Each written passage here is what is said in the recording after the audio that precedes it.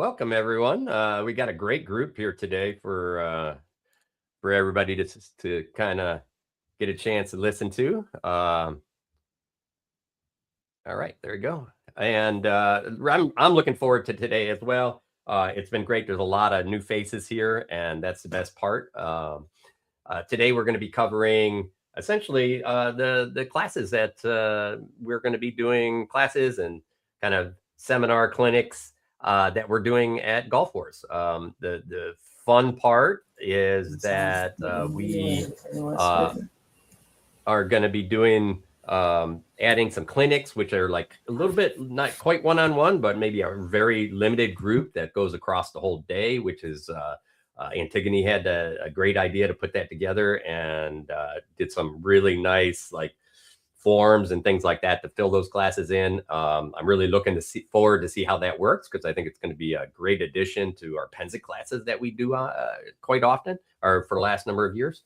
But first thing I want to say is a huge thanks to Antigone for kind of pulling this all together and making this run and getting this group of people together to teach stuff. And Gabe's been blowing me off for years trying to do stuff on here. Xerxes hates me. He won't fight me.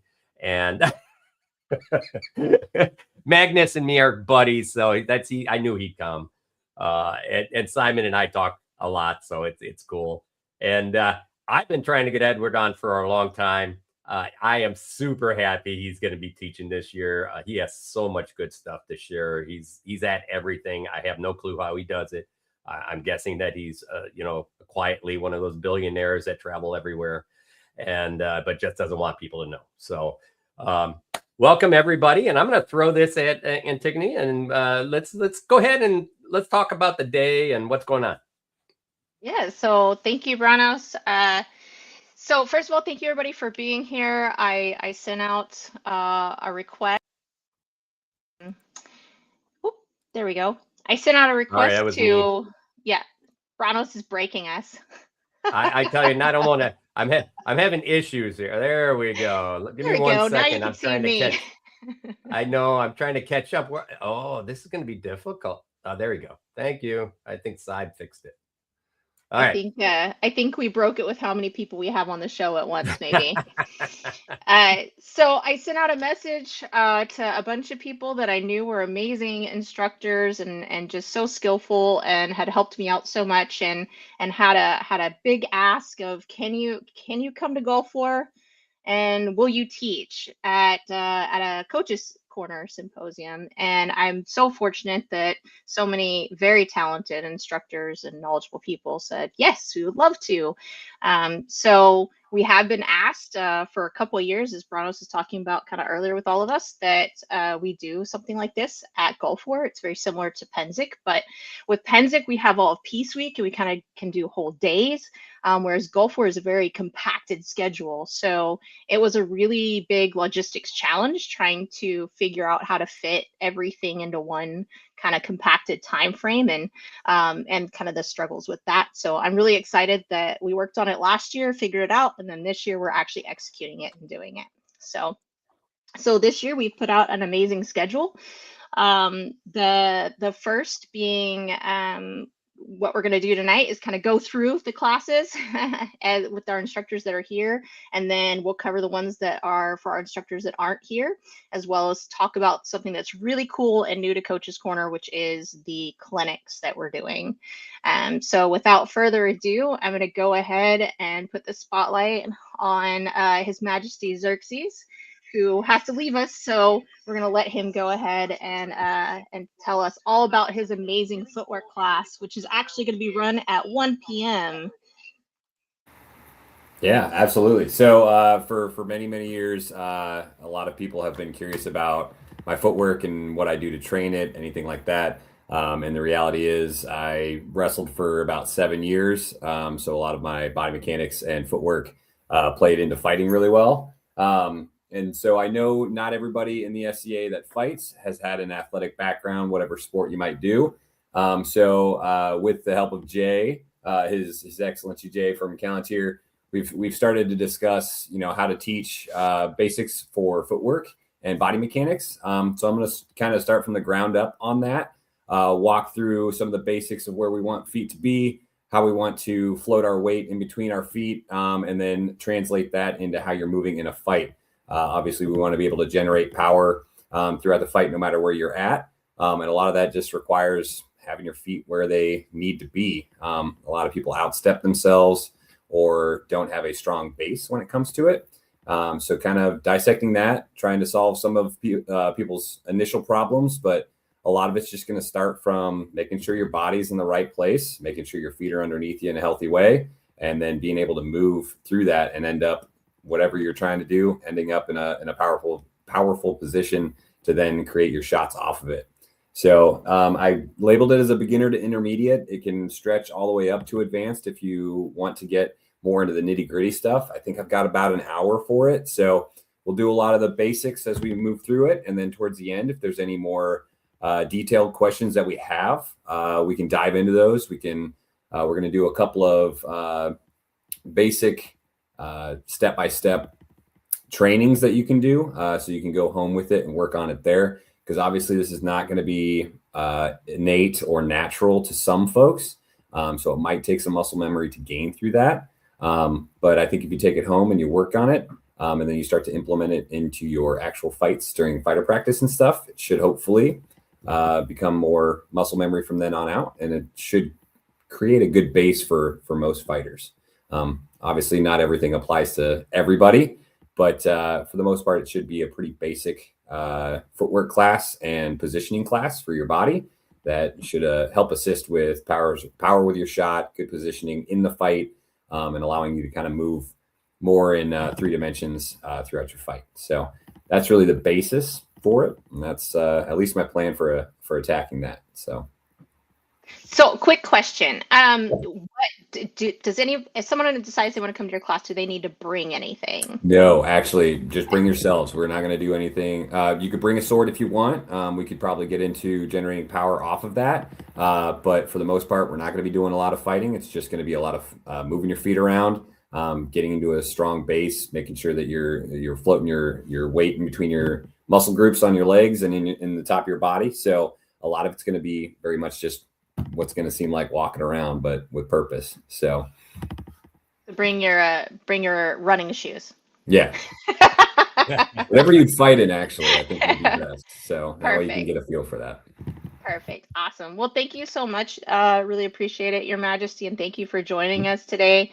And I really look forward to seeing your class at 1 p.m. And that's going to be 1 p.m. on Tuesday at the Champions Field.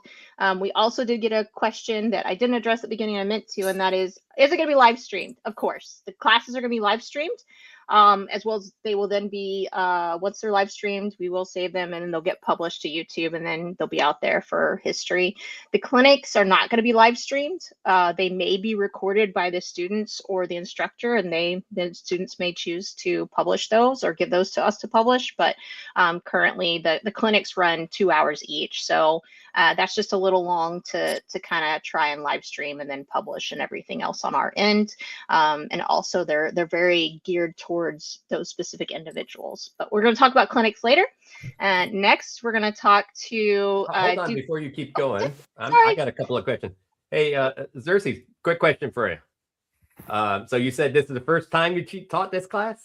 And second one is, how many Gulf Wars you've been to already? Oh, absolutely. So I've definitely taught this class in my private classes or private practices in my backyard, but also at practice when anybody's curious. I've kind of broken it down real,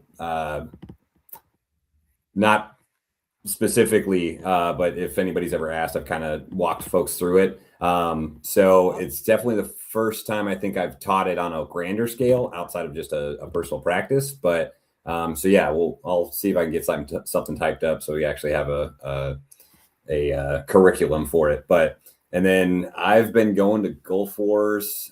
My first one was 16. So over the past 17 years, I think I maybe missed 3 or 4 through college. Nice. So man, that's a lot. Yeah. That's awesome, man.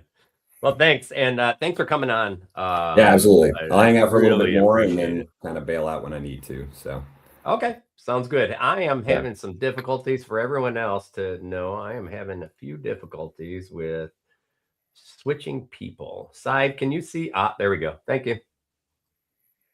All right. Go ahead, Antigone. All you again. I'll move you to the screen. Yeah, thanks. Sorry. So we did have those 2 questions that I was also supposed to ask, and thank you, That's Brannos, all right. for jumping in and reminding me. I'll make sure that those get answered by everybody else. But thank you again, Xerxes, Your Majesty. And then we're gonna move on to Duke Gabe, who's gonna tell us all about this fantastic module class that he and Duke Zip are teaching together for the first time. It will be very exciting to have me and my brother try and talk over each other for an hour. You guys are going to love it. My name's Gabe. I'm from Artemisia. I'm going to be teaching the class of my older brother, Duke Zipser, out of Aidenvelt. We've been to a lot of Gulf Wars. Our whole family goes. We've been going. I think we've missed a couple since 2002. It's one of our favorite wars, so we're really happy that Coaches Corner is doing something cool there.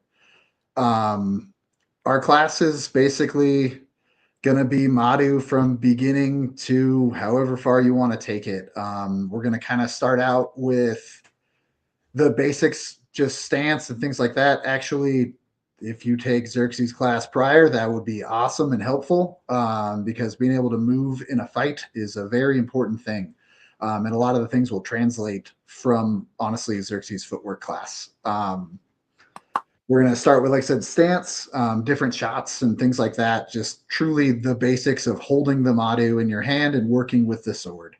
From there, we're going to kind of get into the methodology of actually using the weapons together and to manipulate your opponents and get them to move around, and give yourself some more opportunities to kill your opponent in that movement. And then we'll get a little more into the advanced manipulation and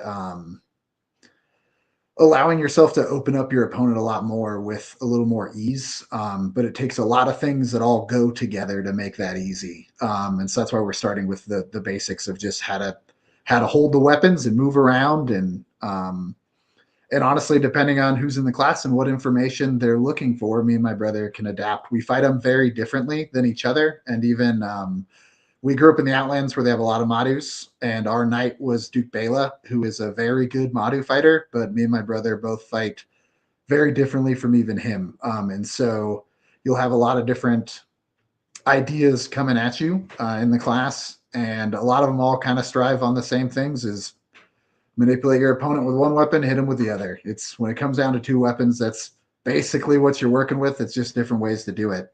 And that's kind of our whole class. I'm super excited about it, that we're having more module classes come out, and it's gaining more popularity and kind of becoming a little bit more mainstream. It's a really fun weapon combination, and I personally really enjoy it since I'm part of Team Madu. So, and I also am very fortunate that both Duke Bela, Duke Zip, and Duke Gabe have all helped me with my Madu game. And I will say I wouldn't be a very good Madu fighter if I hadn't learned from all 3 of them. So this is an excellent opportunity and a fantastic class.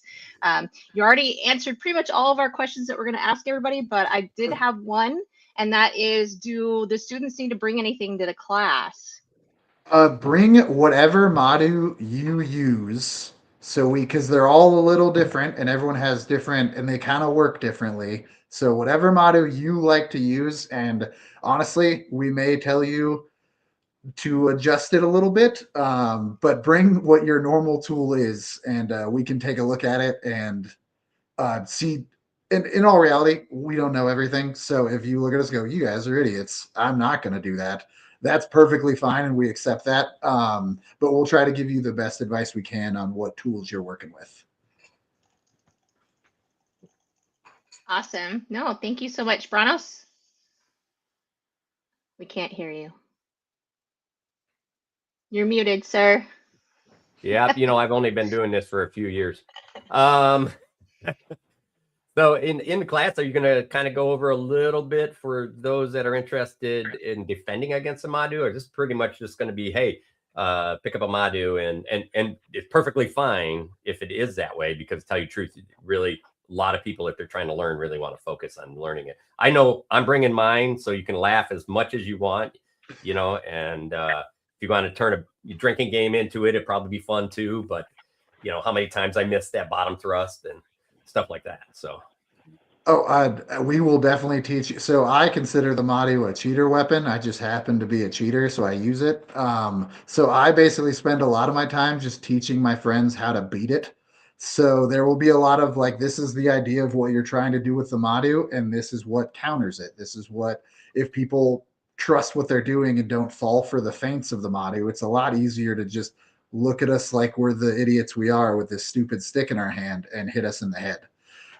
So it is, there will be a lot of, if you are a sword and shield fighter that is struggling fighting against Madus, we 100% will help you and give you some cheat codes. And really it's just trusting your defense and not letting us mess with your head. Like that's all the Madu is pointing at things until people move and then hitting them where they moved away from. So there's a lot of little things that can help you against them. Yeah, and Gabe's I think gonna really give away all of our secrets. Yeah, well, and I think the key to that is exactly what you talked about before, and that's really taking Xerxes class and feet, man. That's you know, been grinding on that for years. So 100%. That is, it's my brother does not. My brother has very fast feet, but not super good feet. And then I have better placement on my feet, and so you can kind of see the different ways to work with it. And so yeah, feet is my favorite way to open up and get out of things. But there are different ways to do it too. So, but yeah, feet is definitely the easiest way to just not get hit. Awesome. I really look forward to it. And thanks for coming on, man. Heck yeah. Thank you guys. So, Brannos, we were talking about the footwork class. They're talking about Gabe's class. Let me show the schedule so everybody can see how they could get from the footwork then to the Madu class real quick. If I can figure out how to share my screen. Let's see here. There it is. And give it a whirl. Can you pick it? Yeah, there it is. Awesome. Thank you so much. So we're going to start our day at about 12:45, 15 minutes before the start of classes. Just a quick introduction so you can meet all the instructors that are able to be there that morning, tell you a little about Coaches Corner and what we're doing for the day. And then we'll go right into our first two classes, which is Footwork Fundamentals with His Majesty Xerxes, Callantir. And you can kind of see here, we have a little bit of a description and what it's about. And then the next class is going to be, or this class running at the same time is Lead versus Follow, Who Controls the Fight by Her Royal Highness Scythe and Louis. They're going to be combined teaching it from the Mid-Realm. It's a fantastic class. She'll talk about it here in a little bit, but it's amazing. I learned so much, and things I didn't think about, it really helped me. So both of those are going to run at 1 p.m. So they'll last about an hour. All of our classes are an hour. And then at our 2 p.m., we'll switch over and we'll have Yara Alienon from Aitenbelt and then Duke Brannos are going to team up and teach us all about freezes and fakes, which is a fantastic class. I believe this is one of the classes that got a lot of views that people ask about all the time and really answers a lot of questions for our intermediate to advanced kind of people out there. So that's running at 2 to 3. Same time, we'll be having spear dueling from Sir Magnus, who is joining us, I believe, the first time he's teaching with us. So we're going to have kind of, it's intermediate, advanced, beginner, intermediate. It kind of depends. Spear can be all over the place. So, but he has a really great outline and teaches Spear quite often at his local group. So we're happy to have him teach at 2.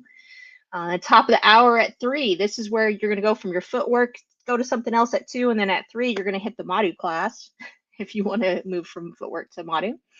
And that will be with Duke Gabe and Duke Zips, the wonderful, wonderful class, as I've already said. Sorry, I'm a Madu fighter. I love it.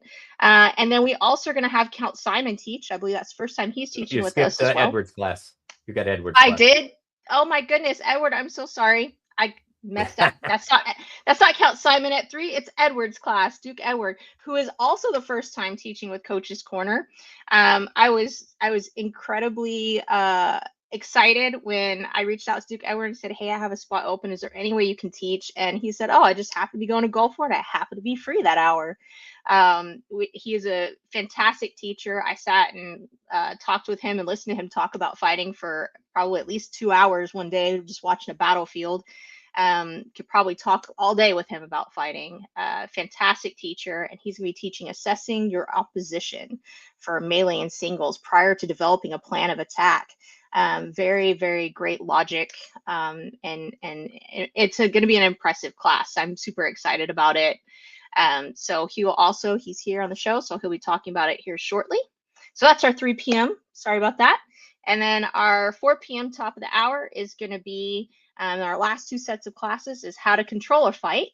And this is going to be applicable to rattan and rapier, I believe, is what Count Simon gave me, and probably cut and thrust as well. A lot of things, fighting is fighting, so a lot of this stuff can translate over. And so he's going to be walking through that. He has a great outline for it, beginner to advanced. Same time, Duke Brannos is going to be running internal and external tension and how to control it. This is something that a lot of up-and-coming intermediate to advanced fighters start learning and working on. So it's great that he's presenting this class. And I'm fairly sure this is not the first time you've taught this, right, Brannos? No. Yeah, no, that's my life right now. Yeah, I figured. So Sadb stole all my movement classes and now just left me with that. Oh, okay. You're gonna have to come up with something new. So then we have at the very end of our day, we're going to close it out with just this corner, this debrief. Really, it's going to be us thanking everybody, a quick summary of the day, how to find the recorded classes, and then we're also this year going to have kind of a form for feedback. So you'll be able to tell us, what you thought about, the format, anything else, and kind of give us some feedback, which is going to be great. Great for us so that we can work on how to do the Gulf Wars Symposium next year even better, and 2, it'll give us really good information for going into Penzic as we're about to start putting together our Penzic classes and symposium. The last thing that we have going on is down here is our clinics. This is, like I said, brand new for this year. We have Duke Sven and Count Elias who will be teaching the clinics. Unfortunately, we did have Duchess Helga, but she is unable to make it in time in order to teach the clinics this year. So we're hoping we can convince her to do something maybe next year with us. But Duke Sven is going to be able to be here tonight, so he's going to talk about his clinic, and then we'll cover Count Elias's clinic as well. But that's how our schedule's looking, and I'm super excited about it. With that being said, let me figure out how to get my little cursor over here to stop sharing. There we go. And then we have more coaches to talk to. So all right. Yeah. Let's see. So Edward, I know you kind of joined us a little bit late, but would you be willing to go through your super interesting, at least to me, it's very interesting, assessing your opposition class? All right. Can you hear me? Yes. Yep. Excellent. That's been the chore up until this point. So I came into the SCA out of a LARPing group, and I came into this game on the melee field. And besides, learning how to win a crown tournament, I became a Duke, teaching people, and through that process, learned that lexicon matters, and that fighting is fighting, and there are concepts that are easier to understand either in the context of a melee engagement versus the context of a singles fight, and vice versa. If I look at a brandy new fighter and say, do you understand the benefits of flanking an enemy unit? I can get everybody to nod their head up and down. But you look at that same brandy new fighter and you tell them, take a step to the right, and they don't understand why, or a step to the left. And so that is part of it, understanding how to look at a fight from those perspectives, as well as I presume everybody who enters into Coach's Corner understands this concept of mastery and this idea of, 2,000, 10,000 hours, if you apply yourself can lead to mastery. Well, I would ask people to raise their hand if they've done 2,000, 10,000 hours of melee work. And the answer is generally no, right? That's kind of hard to get to. But if you approach fighting from the perspective of this singles concept works on the melee field and vice versa, you can cross-train rather quickly and get your singles fighting to advance your melee fighting and vice versa. So that is the context in which I want to talk about assessing your opponent. Before I step into a list, before I step onto the war field, I need to develop a plan of attack, a way to contain the fight so that I can bring my strengths to bear versus my opponent's. And so the most important piece in that plan is understanding my relative strengths versus my opponent's. And the number of times on a melee field or a singles field, I've seen people bring a backward strategy to apply. We could write a book. And that experience forced me to write a treatise on this very topic on the melee field, because I watched people give orders that had nothing to do with the context of the fight in which they were in. And so my basic thesis is, before you approach any match, you should be considering what strengths you bring to bear and how you can use those strengths to set up your ultimate victory, whichever field you happen to be on. And so I'll use some anecdotes.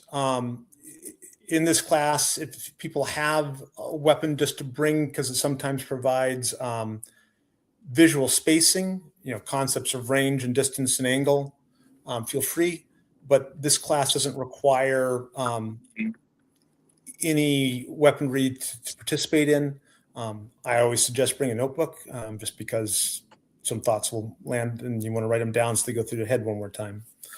And so in a nutshell, that's what I plan to talk about and ramble on for about 2 hours, because I ramble. Antigone, any other questions? Yeah, we do have some base questions. The first one being, how many Gulf Wars have you been to? Yep. I started going to Gulf Wars probably like 15, 17 years ago, something like that. And I've made most of them. That's pretty impressive. More than me, but I think you've been around a little longer than I have. So yeah. I hide the gray.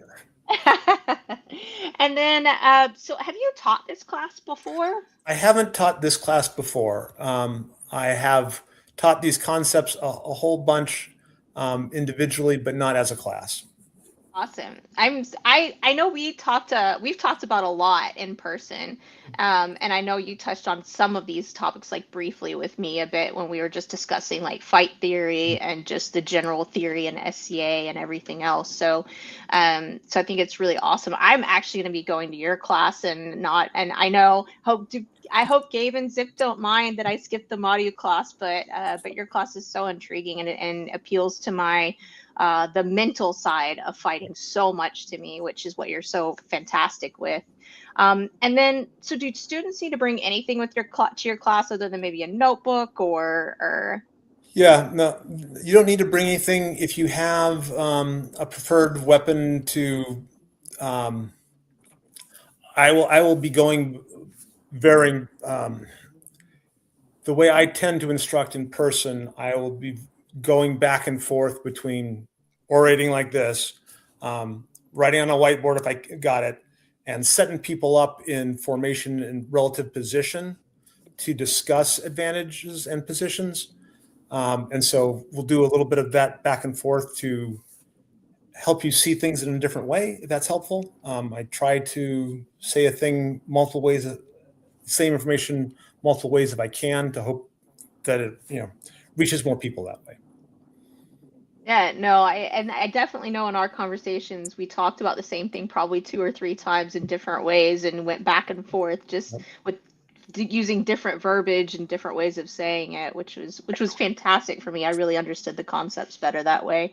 And then talking about, so I know you can go over fight theory and definitely your topics of interest for a really long time. So would you, and this is kind of going to be a thing where we do ask a lot of coaches if they can like hang out before or after, if they're not going to attend a class, kind of, do you think you would have time during the symposium to kind of, answer questions or work with people outside of maybe your class, since I know you like to kind of talk a little bit more? Yeah, so I should be able to hang around before and after, and I'm generally approachable. If you see me at war and I'm not on a mission, feel free to raise your hand and flag me down.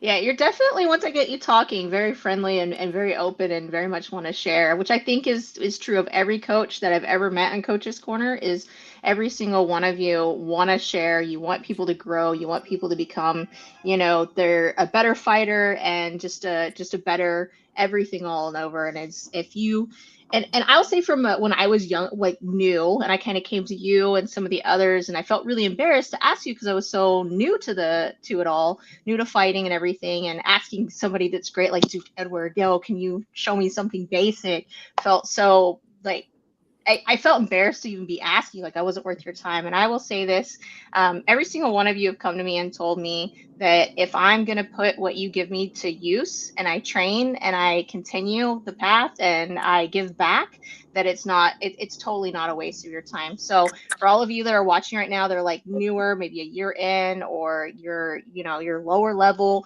it's totally okay to ask each one of these coaches questions, to have them work with you. Don't feel embarrassed. Don't feel like you're wasting their time. You absolutely are not. They are here to help you, and they really do want to do that. So, but thank you so much, Ed, for joining us. I'm so excited for your class and really look forward to it.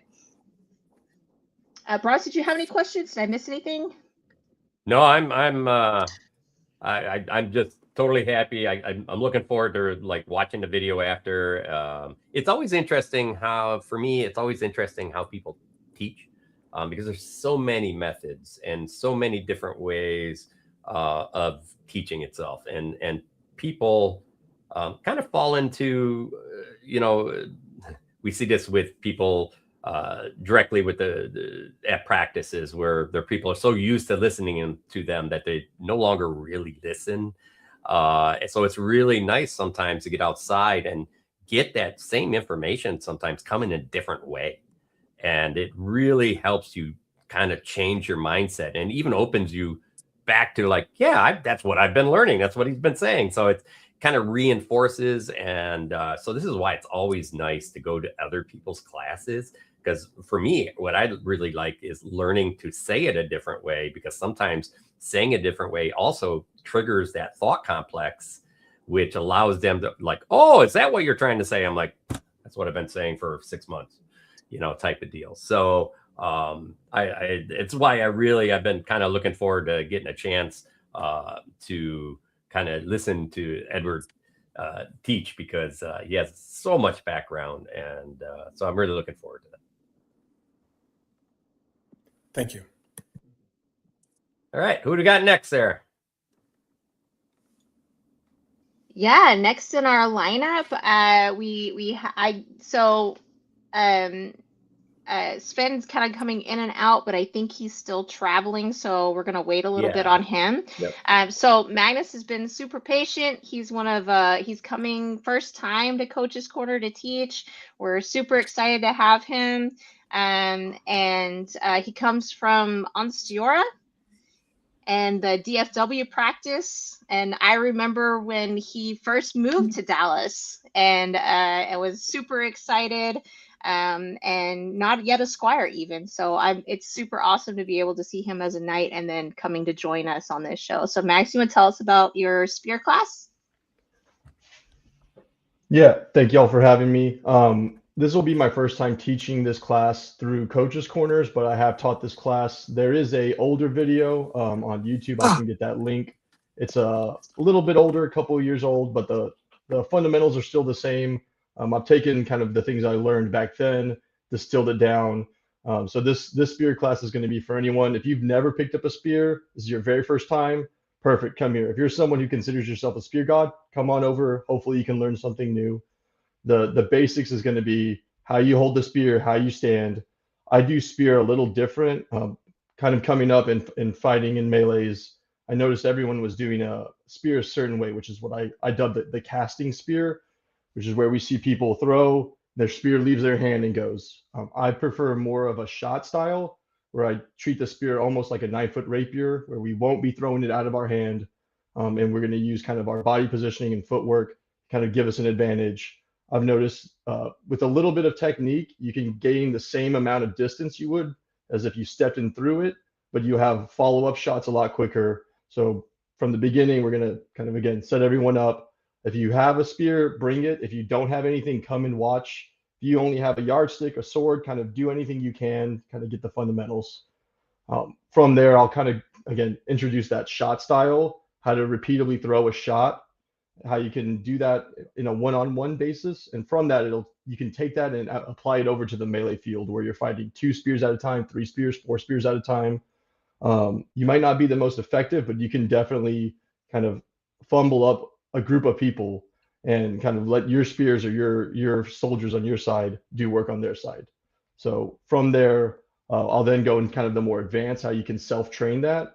Something, if you don't pick it up there, if you're saying, I don't know how to do this, you'll be able to take something home, put a couple of hours in, put tens of hours, put 100 hours into this, take it back the next year and see how you do with that style out on the field. So that's the basics of what I'm looking to do with my spear dueling course. Kind of jumping over to those other questions, I'm very fortunate that this will be my 5th consecutive Gulf Wars. I love Gulf Wars. It's my favorite thing of the year. And what was that other question? I think I addressed all the other questions. Yeah.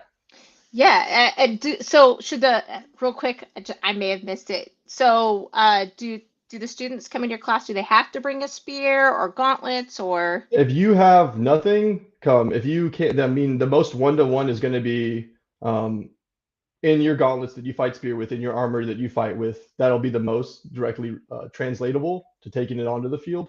If you have nothing, you can come. No, I will, between my wife and I believe we have 6 or 7 spears. I'll try to bring any extras I have as loaners for people to pick up. A glaive will work. And like I said, even if you only have a sword, long sword, anything, you'll be able to kind of get the gist of what I'm talking about with this style. Yeah, and it sounds like some of our other coaches are chiming in that they'll be able to bring either their spear or 1 or 2 of their loaners. So we'll definitely have plenty of spears for everybody of different sizes if you don't have your own. So that'll be awesome. Awesome. And so I just want to say thank you so much for being willing to give up your afternoon to come teach and join us. And hopefully we can convince you to come to Penzic and maybe teach. I'm going to try to swing it. It's going to depend on some work stuff, some life stuff, and some SCA stuff. So we'll see how that goes. One thing I do want to touch on for this class, if you're someone who considers yourself a very small person, maybe someone who's not super strong or athletic, using this style, I'll go over ways that probably someone of any size will take this style and maybe have to then rein it back because they'll be told they're stabbing too hard. So if you're someone 5 foot, 100 pounds, you can still use this technique to generate plenty of power that anyone on that field is going to call. So if you're someone who's kind of been afraid of spear, saying, I don't know if I'm big enough or strong enough, no one calls my shots, we'll definitely go over some stuff to work with that. Okay. Jump in real quick. I can't agree more with you talking about, taking the time to do it. We spent a lot of years. I know I spent a lot of years having spear. And the one thing I drilled everyone, we had spear practice every week. And if you're a spear person, you needed to go to spear practice every week. The difference is the majority, probably more than 80% of the society, fight spear at Penzic. And this goes to what Edward says: get your 10,000 hours in. The more hours you put on something, the better you become at it. And I've seen some people that were really not necessarily great fighters, but they spent their time on spear and they could shoot with some of the best per se spearmen that were already doing it, you know, that were out there, because they spent the time on it and they made that effort. And I think, you know, Magnus, you're 100% right. This is the key here is, you know, not only doing it during the summer, but try to get it, you know, make 6-foot spears for the wintertime. If you're somewhere where winter means you're indoors, make 6-foot spears and work them hard, you know, even, you know, add a lot more drills. Ours was, a lot of our spears were drill for probably about an hour. And then we break into small combat stuff where we do small, you know, 2-on-1 drills, 3-on-2 drills to make sure people understood how to talk and do those things. And then we'd go and spar. So we added every layer of class style inside of that. And it really did help pretty fast. So you can really put a good spear team together in a very short period of time if you're willing to put the effort into learning and going to classes like Magnus is going to be doing. And something to touch on, part of this class is it makes the self-training actually pretty enjoyable and fun. You know, when we're at war, when we're around people, yeah, it's great to be in front of people, but we talked about that 10,000 hours. You're putting in 30 minutes, you know, best case an hour. This lets you take home something that you could put in that 10 minutes a day, 30 minutes a day. You know, if you're feeling crazy, an hour a day, doing that every day, a couple times a week over the year adds up. So when you go to your next event, you really see the results. That makes you more excited. Now you want to come train more and train more on your own and improve more. So I'm hoping that was my experience with this, and I'm hoping that too, that'll be instilled in everyone that takes this class. Well, looking forward to it. Thank you. It's gonna be amazing. Yeah, that just touches on the whole thing of, you know, doing something is better than doing nothing. I say this all the time. We have people that are saying, well, you know, I'm injured, or I can't do this, or I can't do that. I'm like, look, just do something, anything, even if it's going out to your Pell and just hitting it for, you know, 5 minutes a day. Doing that is more than doing nothing, and putting in the work and the time is really how you get somewhere. So if you can do something, do it, even if it's something small. But one of the things that we have really, really cool this year, it's new, it's exciting, is that we're doing this clinics. And this idea was kind of, I came up with this idea last year at Penzic, and I pitched it to Brannos, and he said, yeah, let's do it. Let's try it. Unfortunately, some things fell through. We weren't able to do it. And I said, hey, let's try it at Gulf Wars. I think it'd be really cool and fun. And so I was really fortunate that Duke Sven, Count Elias, both agreed, that said, hey, yeah, well, we're willing to do this. But really what these clinics they are 2-hour time blocks in which the instructors I made a sign up form for them asking a whole bunch of questions. And if you wanted to attend a clinic, you'd send in your form, and then the instructors would take a look at it and kind of build their clinics from there. And there's 2 clinics for each instructor. So there's a 1 to 3 and then a 3 to 5. So they're 2-hour time blocks. And the idea is to have a very, very small pool of fighters, roughly 2 to 4 or 5 in the class. And for 2 hours, the instructor is going to be focusing solely on the goals that you have, and kind of working with what you have now and and how we can get you there. Each instructor has a very different ways of teaching and how they do things. This is very individualized. Because of that, we're not going to live stream it. And it's kind of going to be up to the students or the instructor if they want to video it, just so you guys know. If this goes well, then I'm hoping Brannos will let us have this as an addition at Penzic as well, where we have a lot more time. But we do have one instructor here tonight. That's Duke Sven, who is available to kind of talk about his clinic, what he's going to be focusing on, and kind of how he runs clinics, because he's done these for many years, actually, even in foam fighting. So Duke Sven, you're muted, but if you want to unmute and take it away. Thank you, Antigone. I appreciate it. We first started doing these years ago in foam, and we brought them with us over here. It's kind of how we teach our guys. And the last, 8-10 years, we've been having a lot of people who would come train with us when we were in Dallas. And we really honed in on this class on how to teach people to be better and improve, and then by proxy, win crown. They're not necessarily the same thing, but one will feed into the other. It's a specific goal versus like overall improvement. But I have a pretty structured class. We kind of go over. I've had some video of how you fight. We talk about why, where you're doing some things. We kind of get some feedback. As a two-sword fighter, primarily, I have a pretty regimented approach for how I like to do stuff, which works for some, it doesn't others. But we just go from what that looks like. And then if we see any kind of deficiencies and stuff, we go over like how I would improve that, like what you could do routine-wise, drilling-wise, improvement through exercise. There's a whole list of things we have people go do. Like it's a whole routine. And I'll have a printouts for my class, and then we go from that, and then it's specific things about how to win crown. Because crown is mental and it's physical, right? You're never going to win if you don't have the mindset for it, but you're certainly not going to win if you're not prepared to win, right? And some of that goes in there as far as like what you should be able to do, like the mindset and the approach and how you attempt to win a tournament. That's a whole process, but you need to have your bases built first. So it's a pretty well written class. I have several handouts. I know Antigone has many of these. She probably wrote half of them or rewrote mine. But we have plenty of information to go over. And if other people want to come watch, I'm okay with that. But I don't need any feedback, right? They're going to be for, I think, 2 and 1. I think I have 4 in the other, 3 or 4.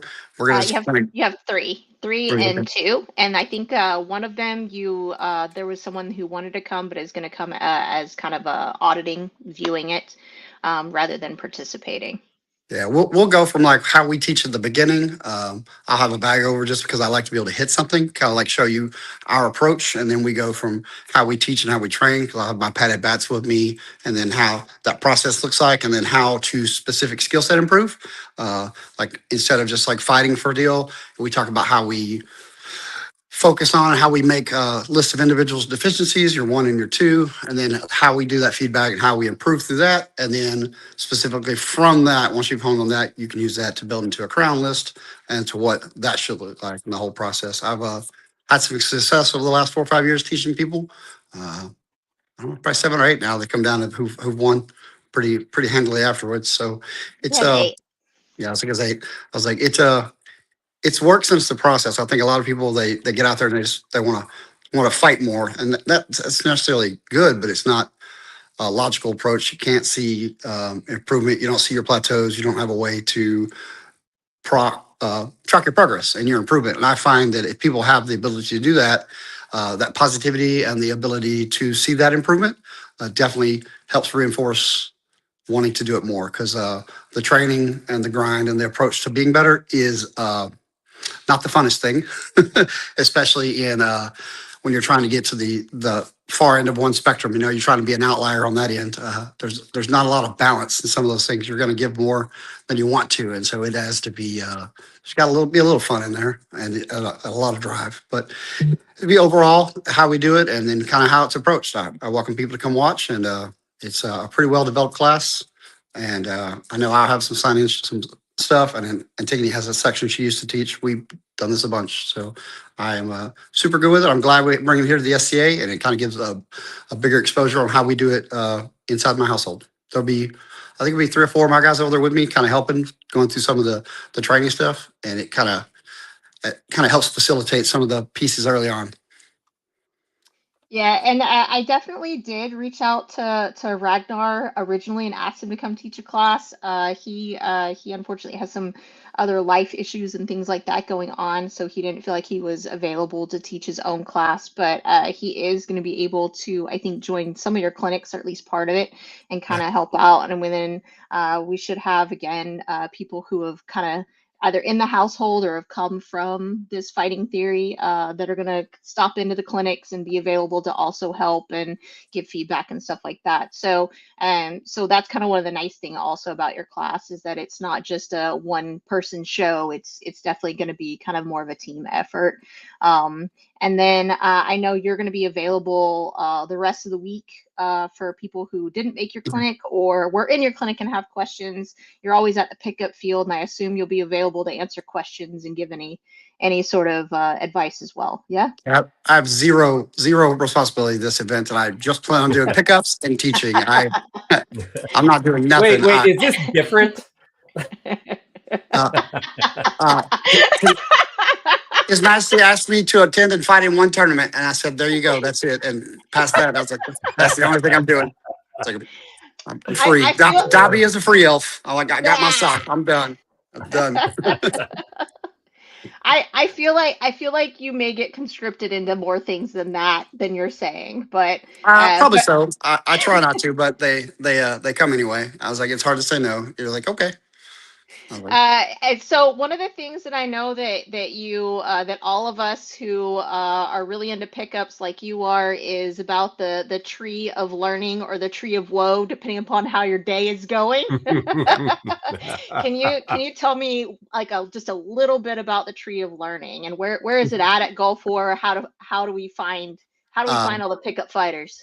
We'll be all underneath that oak tree. It used to between the Champions Field and the fort, but the fort's gone. So it'll be there. You'll see all the wagons and the tables. We'll be over there with our 5 gallons of water, all lined up together to do pickups. And most of it is like for my group in particular, just come over and ask for a good time, not a hard time. Like I think a lot of people are they want to prove something, and depending on the skill disparity, that's not a fun process. Probably just be like, hey, I'm trying to work on something, or could you give me, like, be specific. Like asking people for feedback at the end doesn't do any good because I don't know how you teach, or I may know your teachers, but a lot is like, be specific with something you want to do. And odds are, like, every person who's out here teaching stuff understands it. Brannos and I say the same thing a lot. It's just mine comes out as a little bit more hillbilly, and his is sometimes understandable.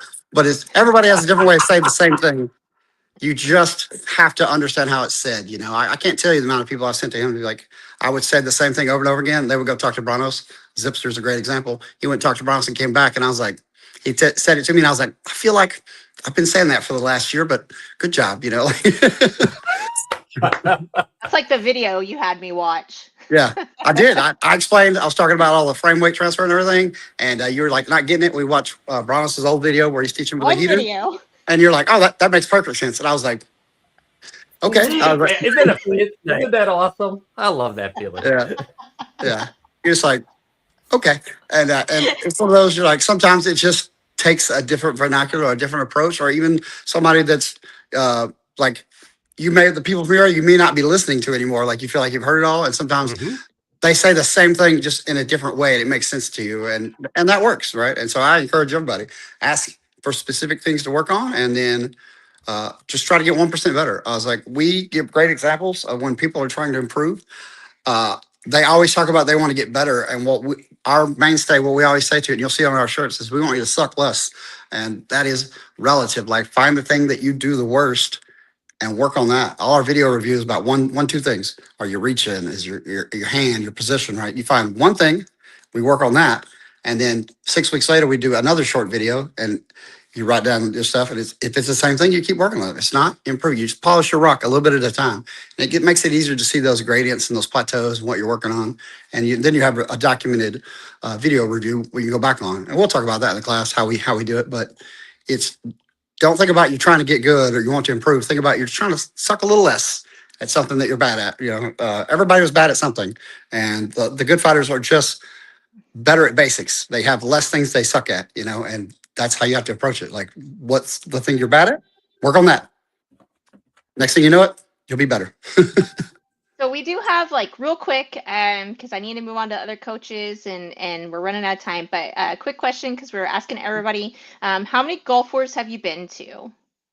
I think I went to the first one in 2010. We missed the one, the COVID one that I was crowned that got canceled. And did we miss the one with the boy? Yes. So Yeah. we missed 2. We missed 2, right? So the same 2. I missed the one I was crowned that got canceled, and then the year the boy was born. You missed 2 and I missed 3. Yeah. And then I know you already kind of covered, you taught this class and kind of how and before, but so I and your students already know this, already emailed that to them. If you are going to his clinic, you need to bring everything. That's all your weapons. You need to be in armor. You need to be already warmed up. You need to bring your water, your snacks, whatever it is you're going to need. Your camera needs to already be set up. Well, your Bruce Bomb is later.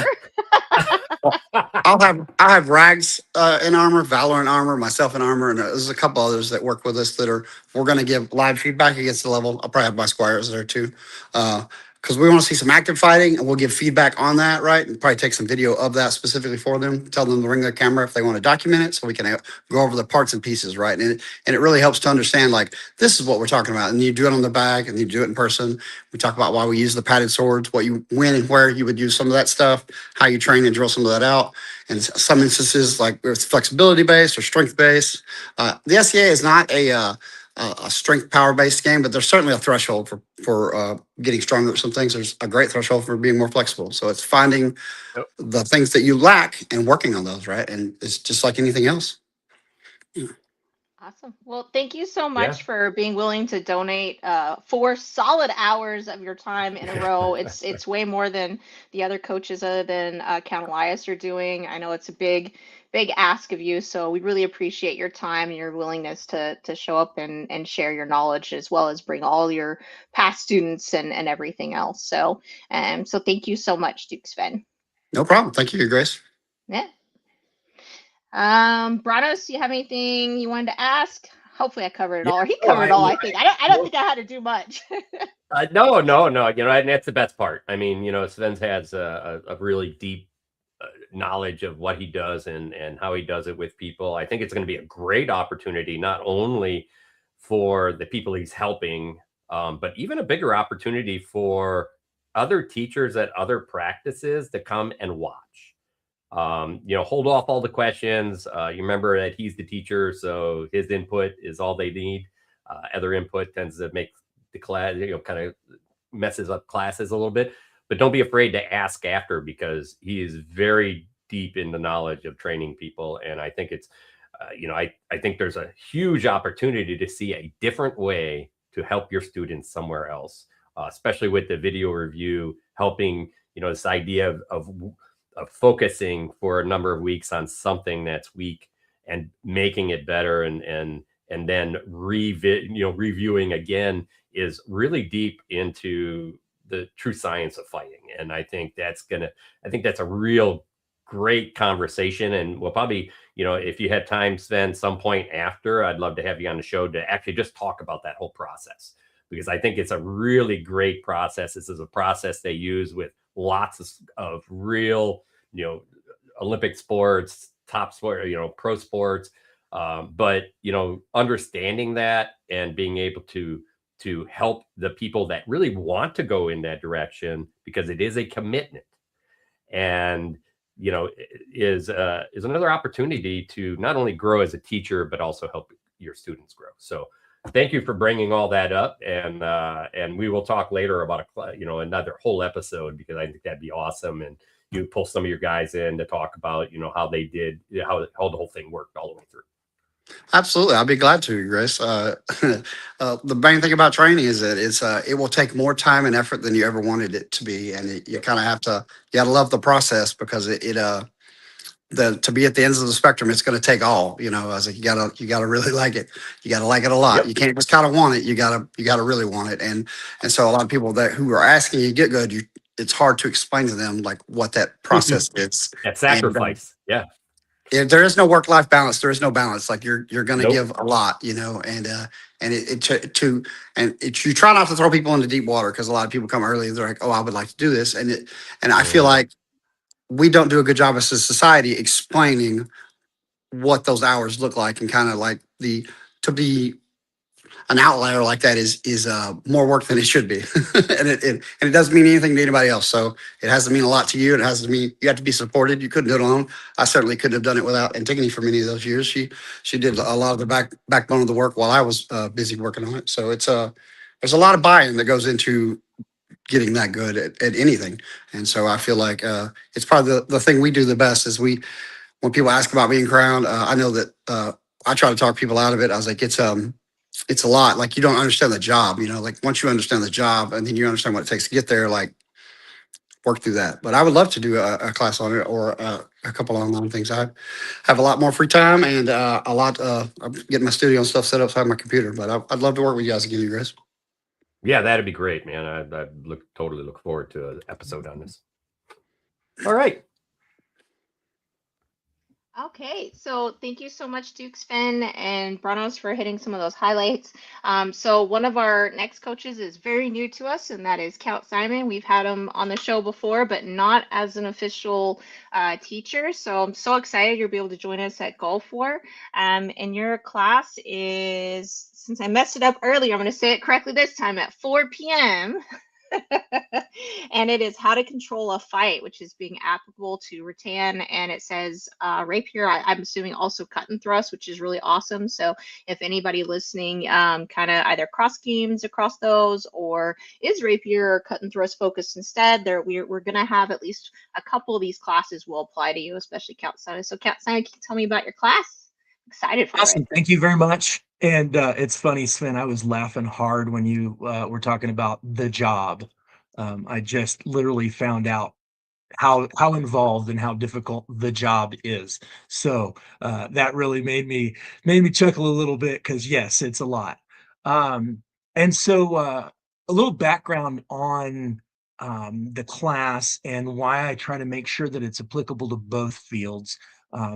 I actually came up as a rapier guy for almost the first 15 years. I had a shoulder injury and I couldn't really throw real SCA shots. And so I was one of those guys that was kind of shield wall fodder a couple times a year, never really was any good. But I was a natural rapier fighter. I fought MMA, jiu-jitsu, a variety of other things. And so I had that background, but I didn't have the shoulder surgery that allowed me to really fight heavy until I was in my early 30s. And then I lived in the middle of nowhere in the Outlands. And I finally got lucky enough to move to Las Vegas and I became Duke Sean's Grand Squire. In fact, the day that I squired at Tierlock was the day of Sean's first of his traveling classes that he's now been doing for over a decade. And so because of Sean, I got to get all of that knowledge that he has, and I was able to connect with people like Brannos and Sven and Ragval, all of those people. And then about the time I really realized, hey, I might not suck at this, I was already 40. So I was a pretty late bloomer. And I had to really come at it from a very analytical perspective. And that was also kind of when Facebook and YouTube started blowing up. And all of a sudden, there's videos out there. And I was military, so I lived in 7 kingdoms. I've moved 9 times. And so I've trained with all the greats. In fact, I was thinking about it earlier. I'm here with a couple of my real heroes. I've followed Ed around for years, and I've stolen as much as I can from him. I've been watching Brannos's videos. I actually took my guys out to Vegas to be in one of Brannos's classes 7-8 years ago. Miles and Uther in the West, all over the place. I've been really, really fortunate. And so this class, if you've taken some of those other classes, it may feel like some of them, because my favorite book on training and fighting is The Little Book of Talent. And one of the things that it talks about is steal without apology. And I have thieved from these guys for years to teach my guys. And so like I said, I was really, really lucky to have that since I had started so late, and I didn't maybe have some of the physical tools that the younger guys had. In fact, last year when I won my first crown, I was 56, right?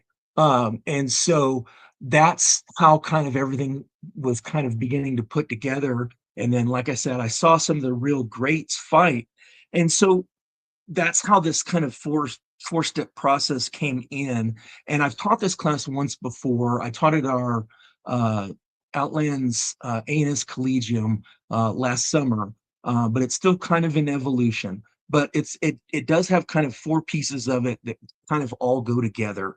And the first is a lot of what Ed was talking about, analyzing the fight. You got to know where you're going, what you're doing, what you're up against. And after being in the military all that time, I'm a big OODA loop guy. And so we will talk a little bit about the OODA loop for anybody who hasn't dealt with that before, and how that works into every part of fighting, observe, orient, decide, act, and as you go through that process. And then, kind of understanding, and this is a big thing that I stole from the rapier side and a lot of period fencing manuals. We call it range. We have our ABCD range in heavy weapons, but on the rapier field they call it measure. And so that's something that definitely cross applies to both disciplines, because I'm 5'9" on a good day. Ed is 6.5 feet tall with monkey arms, and I have fought him a ton over the years. And I have to be very, very conscious of where I am before they call lay on with Ed. I've literally had him throw a long wrap or a long stab and kill me a second after lay on. And that's kind of embarrassing. And so you don't want to have that happen very many times. And so that range, that measure, be where you want to be, not where they want you to be. And then tempo. A lot of people just want to go fast, or everybody is on the 1 and the 3 or the 2 and the 4 and the boom, boom, boom, boom, boom on that normal tempo. And being able to break that tempo, slow down, speed it up, pause, wait, a lot of those different things really make a difference in a fight, because sometimes if you just give it that pause, and this is something that Sean beat into my head for years, is just let that fight come to you a little bit.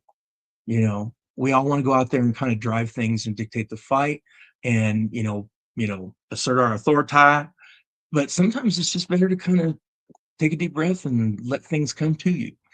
And then the last piece is, what shot you want to throw, where you want to put it, delivering the right blow in the moment is just critical. And it was actually something that my former squire, who's now a knight as well, picked up so quickly. You were talking about the 10,000 hours, Brannos.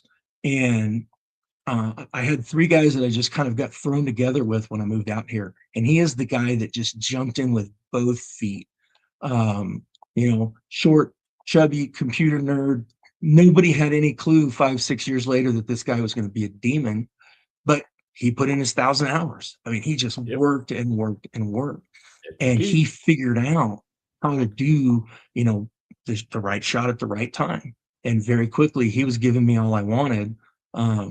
And so, those are the things that it kind of all falls together there.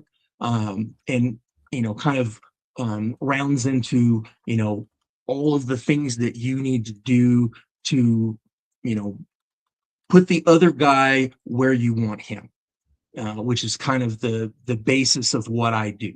I definitely spend a lot of time, footwork and placement and thoughts and, strategy.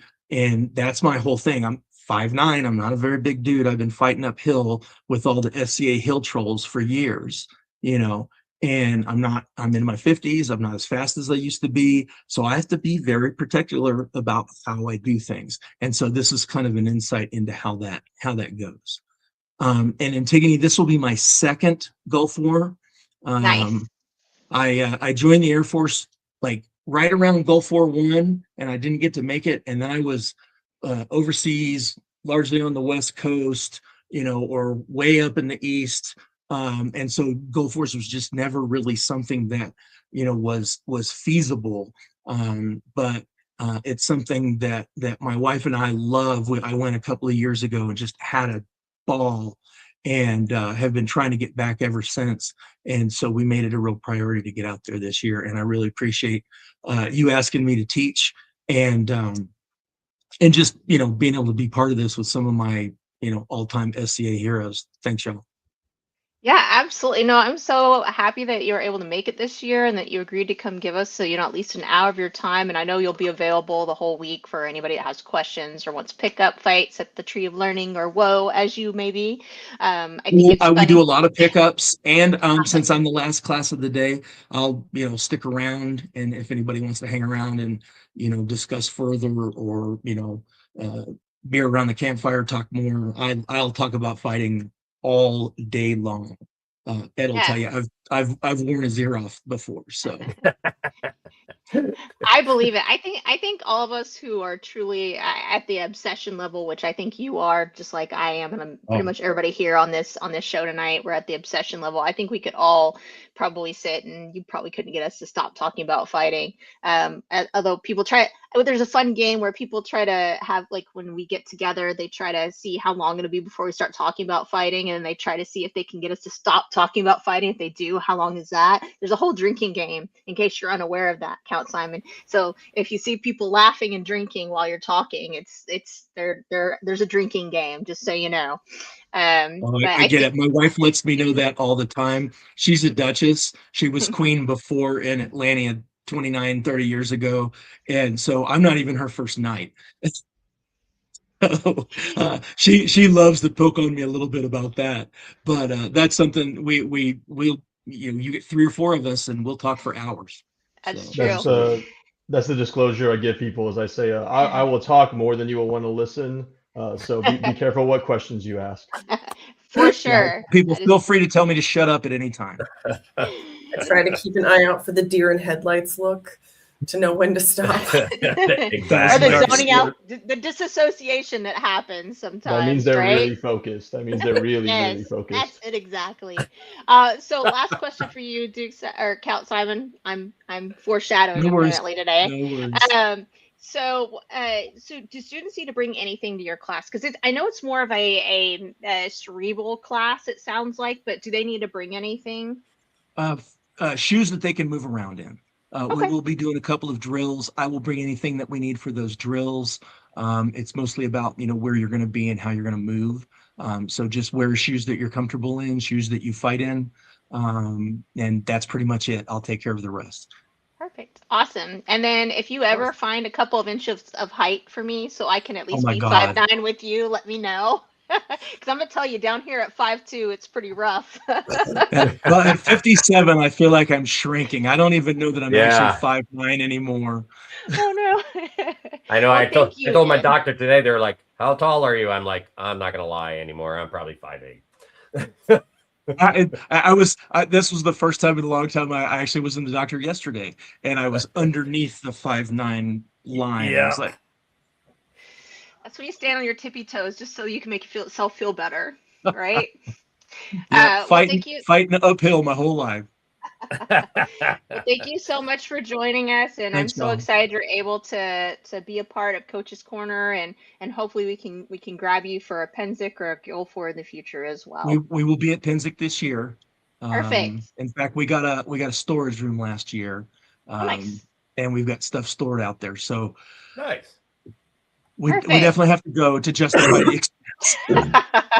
Great. Excellent. See what I'm doing here, Brannos? I'm pre-shadowing, kind of putting the seed in to pull them in for There you Penzic. are. That's right. So one of our coaches has been so patient with us, and I know you're not feeling well. Thank you so much, Sir Scythe. You have a class at the beginning of the day at 1 p.m. with His Royal Highness Louis, talking about which is actually a class I've taken I think 2 times now, and that's lead versus follow, who controls the fight. So hopefully you feel well enough you can give us a little chat about what that is, what to expect, and kind of some more about that. Indeed. This is a class that was born of my experience as a student, where I learned footwork. I could move. We got real good at that. And then I would still get fussed at constantly of like, why aren't you controlling the fight? Why aren't you leading this, that, the other? And I was like, but I am. And it turns out I was not, because I had never once been in control of a fight, and therefore didn't even know what it felt like, and didn't know I wasn't doing it. So Brannos very patiently broke it down to extremely small levels together with me, and we figured out how to teach it to me. And so now I go and try to teach it to everyone else, so that people who don't even realize they have an issue can learn how to do this. And it is really all about, like you said, who is in control of the fight. And this is largely from a like movement and positioning, or we hear it talked about as initiative a lot. It's all of that kind of wrapped into one. And so what my class does is talks about the concept and tries to sort of explain it and differentiate between leading, controlling, etc. in a fight versus following. Talk about how to use both of those things strategically, because sneak preview, like there's no moral failure attached to being in follow mode or anything like that. There's uses for both. And then the big thing is I share it is a sort of 5-step series of drills to build that skill set from the ground up the way I had to learn it. So if you come in with zero knowledge whatsoever, you can get all the way there using this series of drills, not in one day, but we teach the whole thing in one day. And the other big thing is a lot of the class is actually pointed not just at the students, but at teachers, the person who's going to be in the teaching role in all of these drills, because there's a very specific job that you have to do there. So this class is good, not just for people who think they need to learn this skill, but for people who go, oh, I have someone at home that needs to learn this. I can learn how to teach it to them. It gives you tools for that. So that is what we're hoping for. And this will be my 3rd time teaching the class. So while it is still, as far as I'm concerned, under construction and in progress, it's getting a little better every time. I think every class we teach is under construction. I know every single one of mine, at the end of it, I'm like, I could have done this better. And if I go and watch the video, I'm just like, I take notes and things like that. So I know I've taken this class twice. I took it at Penzic the first time I took it. And we had people in there they had been fighting less than a year all the way to, Super Duke that were taking this. And I think every single person got something out of it. Obviously the newer person, it was just kind of exposing them to the concept. But it definitely was really awesome. It taught me something that I did not know about and how that was. And it's really helped my fighting immensely. It's probably one of the better things I learned at Penzic, to be quite honest. And then I went to On Tier with you, and I took the class there, and it was a refresher, and I learned even more, even though I'd already taken it. And then I also learned what you're talking about, which is how to teach it to other people, and then took it home to when I was living in Dallas and kind of taught some of the people there that. And so this class is not just to learn the concept, it's also to teach the concept if you're struggling to teach that, which I think is fantastic. And Scythe does an amazing job. Louis is a great assistant, but the way Scythe teaches it and has really struggled and worked through it, it really kind of, I resonated with that because I kind of struggled with it a little bit as well. And so having two people teaching it to you along with all of her drills were amazing. The drills themselves, which I think almost all of the Penzic classes had some sort of drill in them to help you understand the concept to take it home, which was really cool. But it goes a long way towards helping learn it every time. Yeah, exactly. That goes back to the whole thing of take 5 minutes a day and work on one of these concepts, and having a drill that you can take, you can do that, which is really cool. So thank you, Scythe, I know you're both heirs, but you both have responsibilities, you have places to be, and so taking an hour of your day out to come and teach and help support Coaches Corner is really amazing. We appreciate your ongoing support. We get a little more free time here. I know, and I get to camp with you this year. Yeah. So thank you so much for joining us tonight and being willing to share and sit through tonight. We do have 3 other technical classes. We have 2 which Brannos is teaching, one of which with Jarl Alienon, and then we do have the clinic for Count Elias. For Count Elias's clinic, just in case anybody is wondering, and then we'll let Brannos do his thing where he tells us about his amazing classes along with some stuff about Coaches Corner, what's coming up. But Count Elias's clinic is going to be fighting fundamentals and tournament fighting mindset. I helped organize it. He's already picked his students, and we sent the email out. And we did have a plethora of people that applied for clinics. Really appreciate everyone who wanted to learn. If you didn't get into the clinic, do not fear, do not worry. Both he and Sven will be available all week, and they are both, they love people coming up and asking them questions or to work with them. So you can still ask them for questions and probably get a lot out of it. For his clinics, he does have anywhere from 3 to 5 in each, or from 4 to 5 in each one.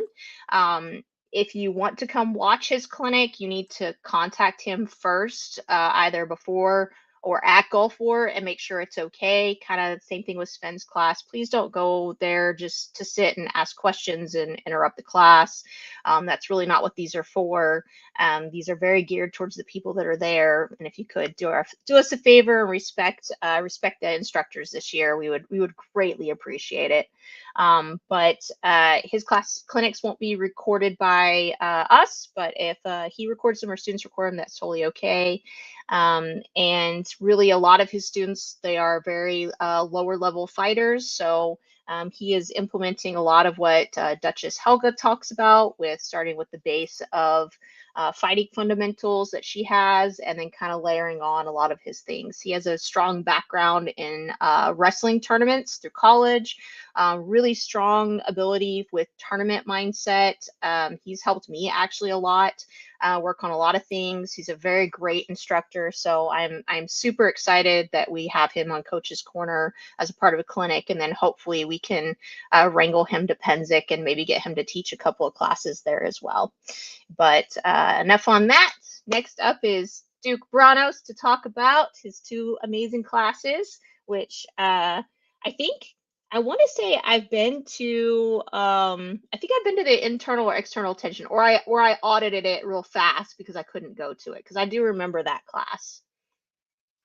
Yeah, I think, we'll start with that one. That one's still actually mostly in development. What I have found though is it is definitely an intermediate to advanced class. Understanding and controlling one's tension is very difficult. In the very beginning, you really have to have and not have to think about all your fundamentals, and that's where we're really trying to get to, is past the primary. How do I throw this? Where does my foot? Where's this or that?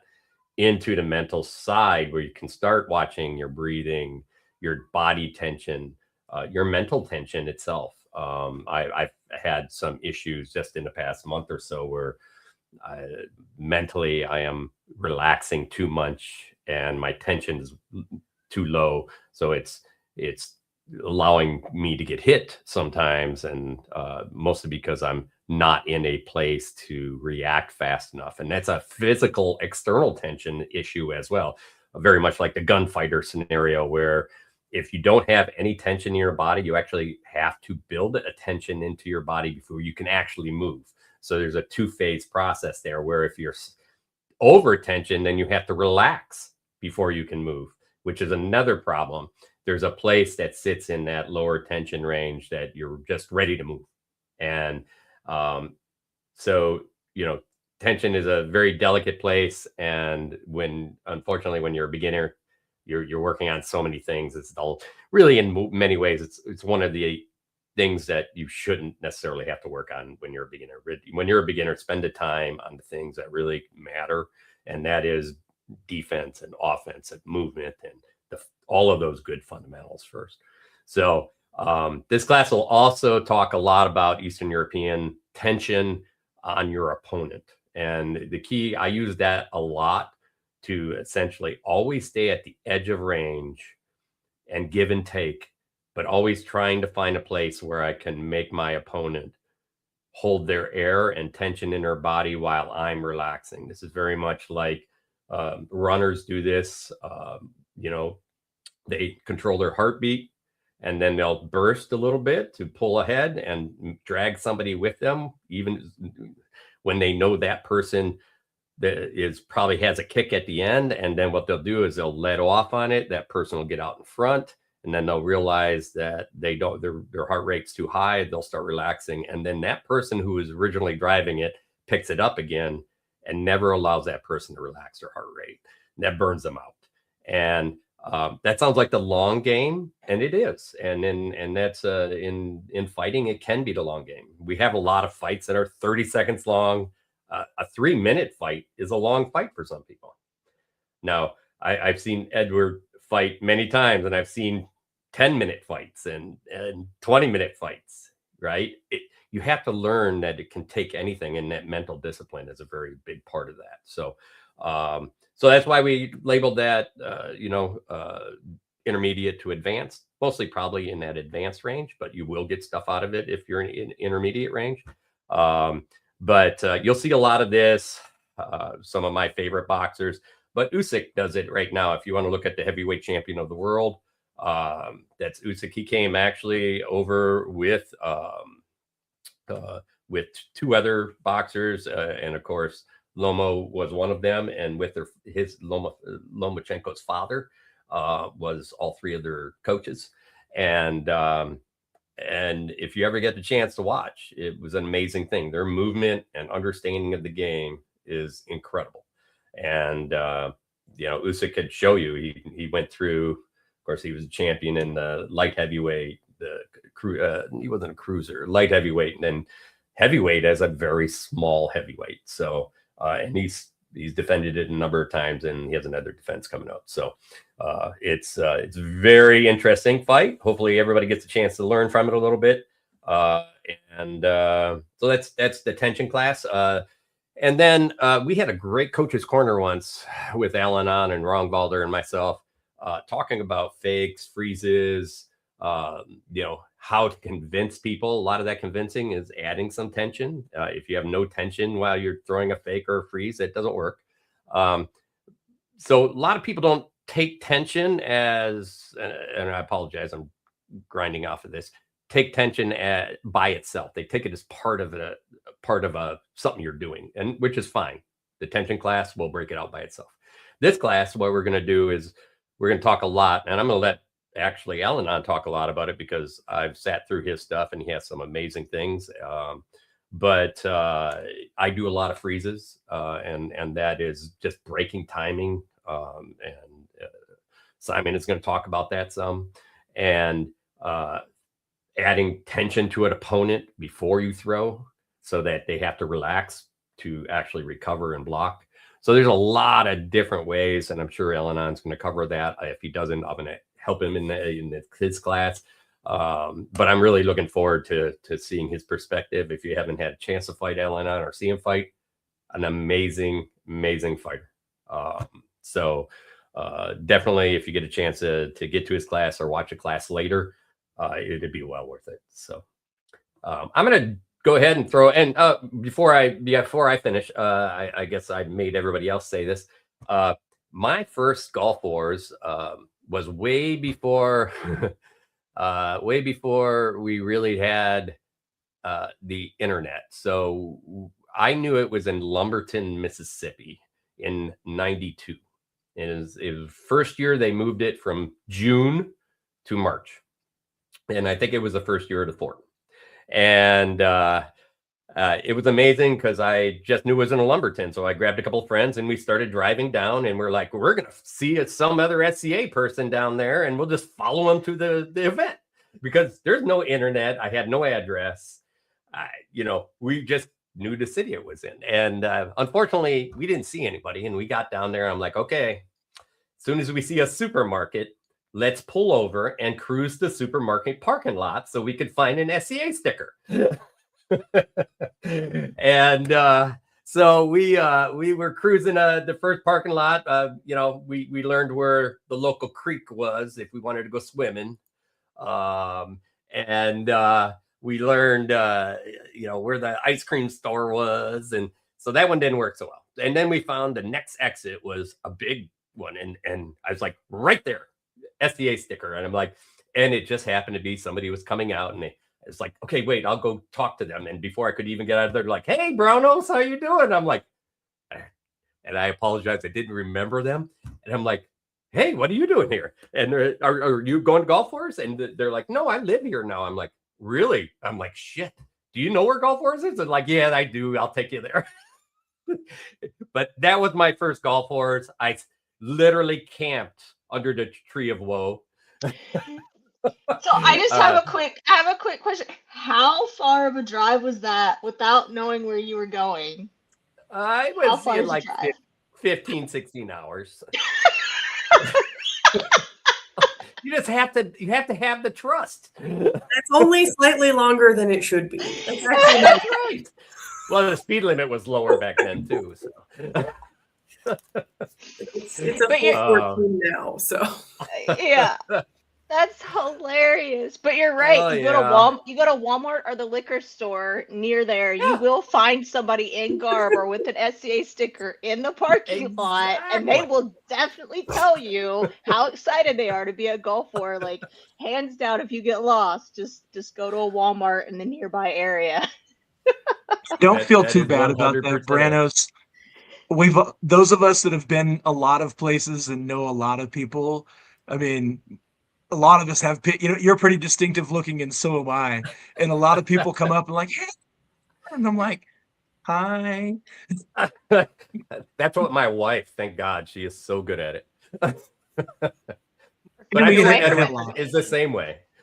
We get hit in the head a lot. Yes, Hey, that's what I so- say. You did miss one question that we asked everybody right, else, what is and it? that is, what do students need to bring to your 2 classes, Brannos? Realistically, we'll have some weapons there. I'll bring. I have to rebuild my foam weapons again, but we'll have some foam weapons there. We'll have. We'll borrow some swords. We'll have extra swords. But if you want to bring your sword, bring your sword. It helps in the tension class. But then there's a lot of other things we can do even without it. So it's not a huge deal.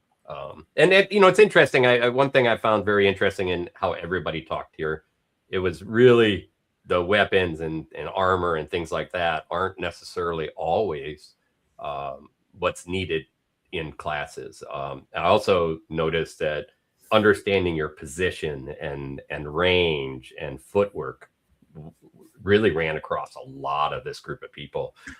For everybody listening, I would hope that they see that. I hope they listen to the common thing of all of these great fighters here, and that's a big part of it. Well, and a lot of us one know other each thing. other well. Yeah, There's a lot of cross-pollination.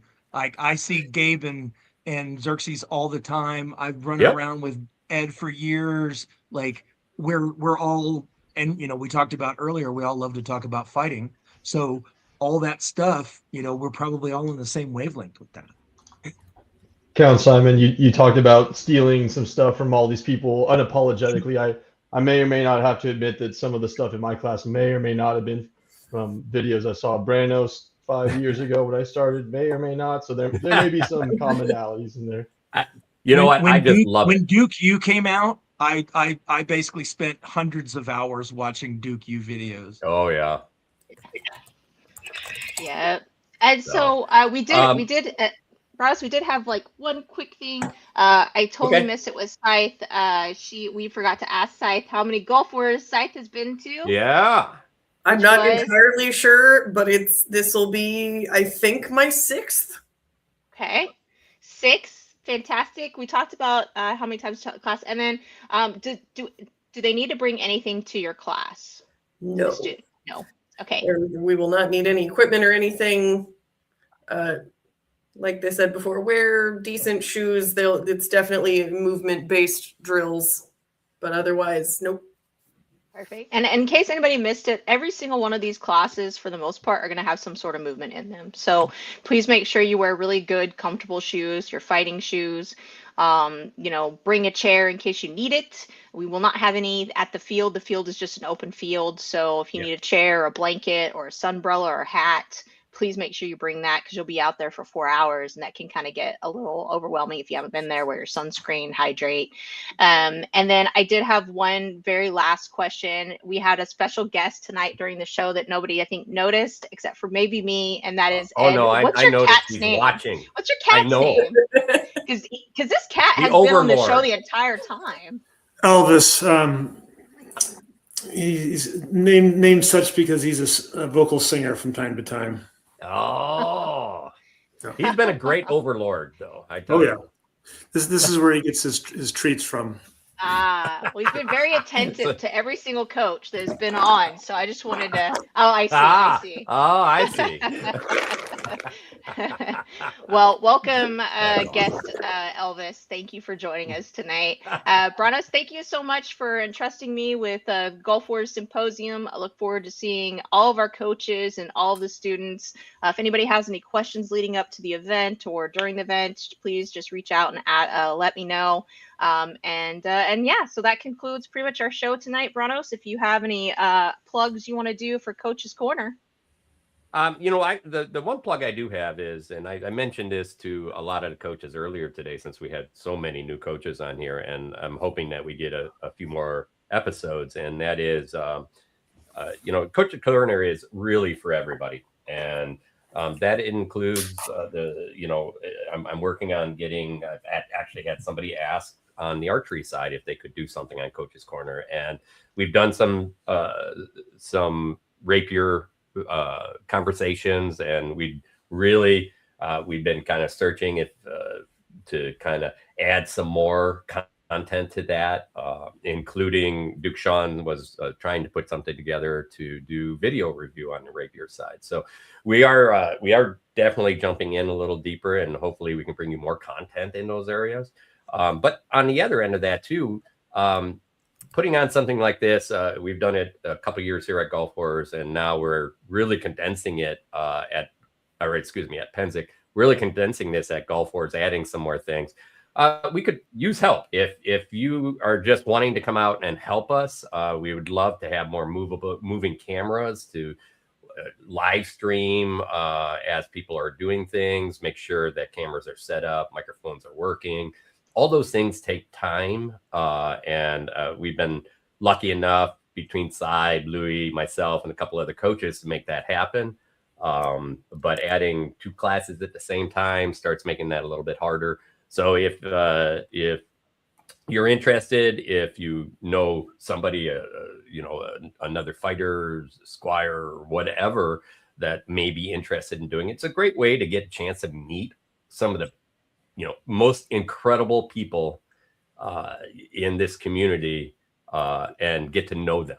And I guarantee you get to know them, they will spend time with you, and that growth and them seeing you put your time in to help others is really one of those things that makes them look and want to put time into do. So we are definitely looking for volunteers. So if you have a little bit of time and could spend it, reach out to Antigone or myself, and we'll put a little list of people together, and we'll try to break it up across maybe a couple of people. We'd like a little consistency, but a couple hours here and there, or just let us know what kind of time you have. Kind of just one last thing, the generosity of the people that I know in this group and the kindness and the willingness to help has just blown me away over the years. And that's a big part of why I wanted to be part of this. No, thank you. Thank you for coming. Like I said, really all we're doing is spotlighting people that have been doing it for years. And I think that's the best part. And everybody wants to help each other, And in a way, we're helping ourselves a lot, right? I'm a far better teacher, hopefully, than I used to be. I learn stuff constantly from the show, from people, and I really enjoyed it. I take a lot of notes, and it's been incredible. But you're right. The best part is almost everybody I've met on this show really wants to give, and that's an amazing thing. All right. I think other than that, our next show is going to be we're going to cover, probably have some folks back and talk about their classes a little bit, and talk about Gulf Wars a little bit, maybe some of the battles here and there. And we'll probably, that'll be our next one right after we return from Gulf Wars. Yep. So thanks everybody once again. And everybody be safe out there. People going to Gulf Wars, be safe driving, traveling, or however you're getting there. And I look forward to seeing everybody there and getting some time. So Thanks, everybody. Thank you. Thank you. Night. Good night.